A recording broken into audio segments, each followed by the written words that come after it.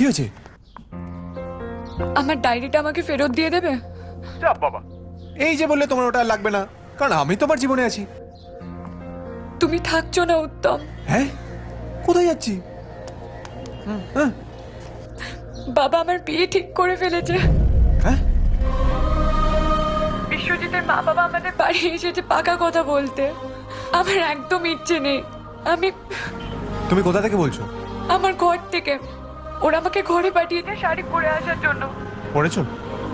আমি কি বলছি আর তুমি কি জিজ্ঞাসা করছো? ওই শাকচুন্নি জানে যে তুমি আমাকে ভালোবাসো? ও জানে কি জানে না তাতে কি এসে যায়? আমারও বন্ধুরা জানে না যে তুমি আমাকে ভালোবাসো।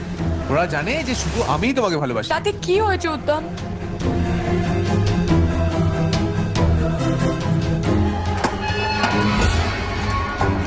মনে হয় তোমার পাড়া প্রতিবেশী আর তোমার ফ্ল্যাটের সুইপারটাও বুঝে গেছে। আমি তোমার সাথে মজা করছি না উত্তম। তাহলে তোমার বাবা মজা করছে?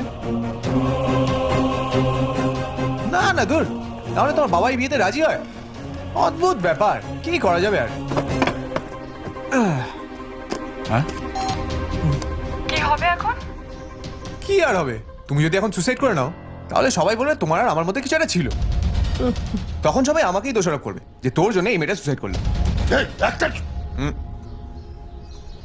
আমি আর তুমি ছাড়া আর কেউ জানে না যে আমরা দুজন দুজনকে ভালোবাসি। আমি তোমার নাম কাউকে না জানিয়ে সুইসাইড করব। আমি তোমাকে ছাড়া আর কাউকে বিয়ে করতে পারবো না। আচ্ছা ঠিক আছে ঠিক আছে, তাহলে এখন কি করবে? আর আমি বা কি করব?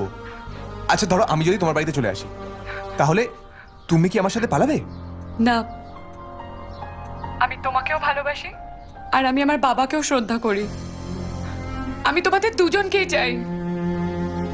আমার বাবার দেওয়া শিক্ষা আর তোমার দেওয়া ছোট ছোট খুশি, যদি এই দুটো না পাই তাহলে আমি তোমাদের দুজনকেই চাই না। ঠিক আছে, যা যা বললে বাইরে এসে বাবাকে বলে দাও।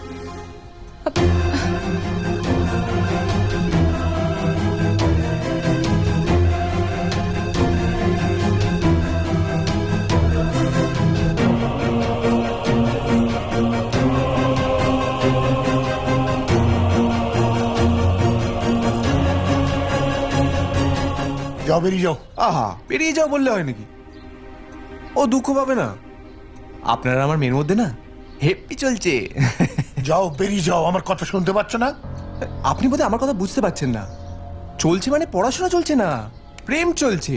প্রেম, সেটাই তো বলতে এসেছিলাম।